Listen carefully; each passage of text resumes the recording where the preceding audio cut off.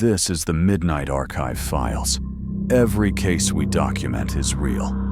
Every detail is verified. And some files were never meant to be opened.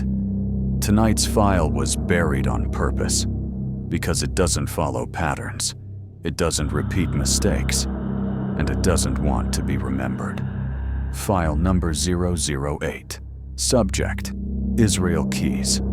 A man who crossed state lines to kill, who hid weapons years in advance, and who may have taken secrets to the grave. This is not a story about chaos. It's a story about patience, about planning, and about a man who believed silence was power. Open the file. Israel Keyes didn't stalk his victims online. He didn't follow routines. He didn't hunt in one city or even one state. And that's why, for years, no one knew how many people he killed. Because Israel Keyes didn't want credit. He didn't want fame. He wanted control.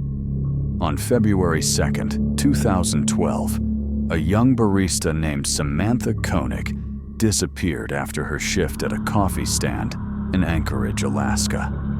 At first, it looked like a robbery gone wrong, but within weeks, investigators would realize something terrifying.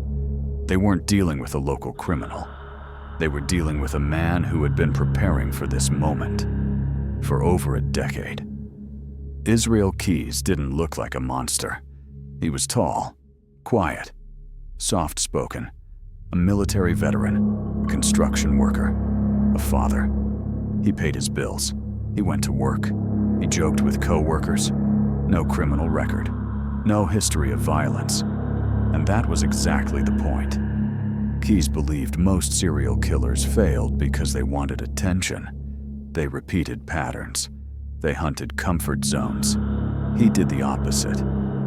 Keyes was born in 1978 in Utah, raised in an extreme religious household that moved frequently, often living off the grid. No TV, no school, little contact with the outside world. From an early age, he learned how to disappear. And more importantly, how to watch without being seen. By the time Israel Keyes reached adulthood, he had already decided something chilling. If he ever killed someone, no one would ever connect the dots. Most serial killers hunt locally. Keyes traveled.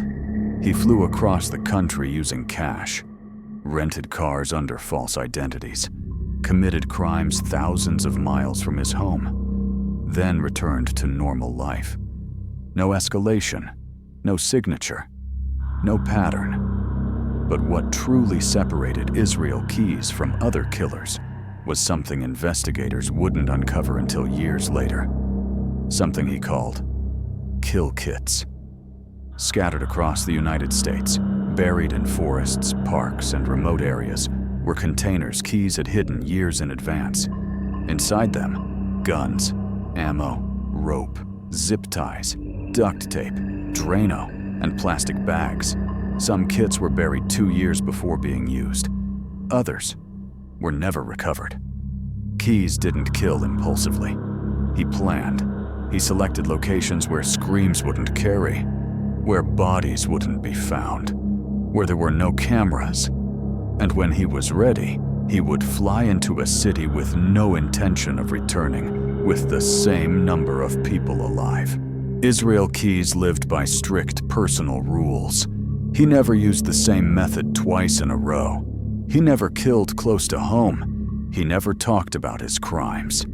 And most importantly, he never let emotion interfere. Except once.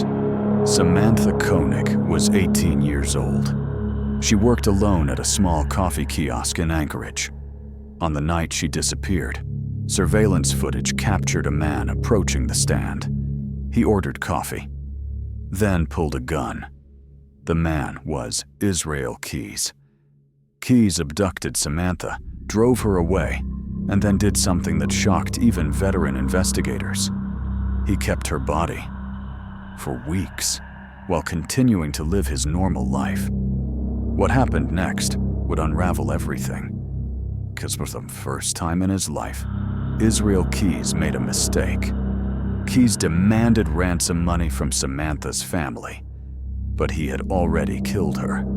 He withdrew money using her debit card in Texas, Arizona, and New Mexico, thousands of miles away. That travel trail, the very thing he had avoided for years, was finally visible, and law enforcement was watching. When police arrested Israel Keyes in March of 2012, they believed they had caught a single victim killer. They had no idea. They were about to uncover one of the most methodical serial predators in American history. When Israel Keyes sat down in the interrogation room, he wasn't angry. He wasn't panicked. He was calm, almost relieved. From the beginning, Keyes made one thing clear. He would talk, but only on his terms. No public release of details, no press conferences, no victim names. In exchange, he would give investigators just enough information to prove one thing. He wasn't a one-time killer. Keyes spoke in a low, steady voice. No bragging, no emotion. When asked how many people he had killed, he paused, then said, "Less than 12. Not around 12. Not about 12. Less than 12. That answer alone terrified investigators because it sounded rehearsed. Israel Keyes didn't want to be seen as a monster. He wanted to be seen as competent. He criticized other serial killers openly, calling them sloppy, impulsive, stupid. He believed emotion ruined everything. Fear, anger, ego. Those were weaknesses. Keyes didn't kill because he lost control. He killed because he enjoyed having it. Over time, investigators were able to confirm several murders Keyes admitted to. One couple abducted at random while walking their dog. Another victim taken from a rural home. Each crime committed in a different state. Different method, different location, different timeline. No connection, except one man. Keyes described breaking into homes he had selected months earlier, sometimes years. He would wait inside, in the dark, for hours, listening, watching, deciding. Keyes claimed some of his victims would never be found, and evidence supports that. He admitted to dumping bodies in lakes, rivers, remote wilderness. Some investigators believe he may have killed as early as his early 20s. Others believe the number is higher than he admitted. Because Israel Keyes never lied to protect others. He lied to protect control. At one point, the FBI presented Keyes with a map of the United States. Pins marked locations where unidentified bodies had been found. Keyes studied it silently, then began pointing, not naming names, not giving dates, just nodding. Yes, no, maybe. Each gesture tightening the room. Eventually, Keyes shut down. Not because he was afraid, but because investigators crossed a line. They pushed for details he didn't want released, and that was something he would never allow. Keyes believed his crimes belonged to him, not the media, not the public, not the families, only him. On December 2nd, 2012, while being held in an Alaskan jail, Israel Keyes took his own life. He left behind a handwritten suicide note, but it wasn't an apology. It was a poem. Violent, cryptic, disturbing. One final reminder that even in death, he would decide the ending. But his death didn't close the case. It opened something worse. The FBI believes there are still kill kits buried across the country. Some never found. Some never used. And possibly, some victims never identified. Keyes didn't want to be remembered, but he designed his crimes to echo forever. Israel Keyes believed silence was power. And even after his death, that silence remains. For all his planning, all his rules, all his patience, Israel Keyes didn't fall because of forensic brilliance.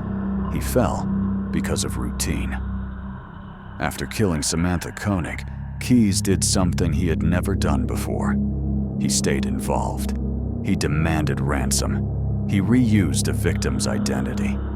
And for the first time, his movements left a trail. ATMs recorded him. Surveillance cameras caught him. His careful distance from his crimes collapsed into a single line law enforcement could finally follow. Keyes believed he was smarter than everyone else, but he underestimated one thing: time. The longer he remained active after the murder, the more chances there were for error. A camera angle, a timestamp, a license plate, each one insignificant on its own. Together, they ended him. Officially, Israel Keyes is connected to 3 confirmed murders. But investigators don't believe that number tells the real story. Based on travel records, bank withdrawals, and his own statements, the FBI believes Keyes killed at least 11 people. Some believe the number could be higher, but we may never know, because the one person who had all the answers chose to take them with him. Long after Keyes' death, investigators continued searching. Forests, lakes, remote trails. They recovered some kill kits. Others remain missing. Each one represents preparation, intent, a crime that may have already happened, or one that was waiting. Israel Keyes changed how law enforcement thinks about serial killers. He proved that patterns can be manufactured or erased. Mobility can hide violence, and patience can be just as deadly as impulse. He wasn't a criminal genius. He was disciplined, and that made him dangerous. Behind every theory and statistic are lives that ended without warning.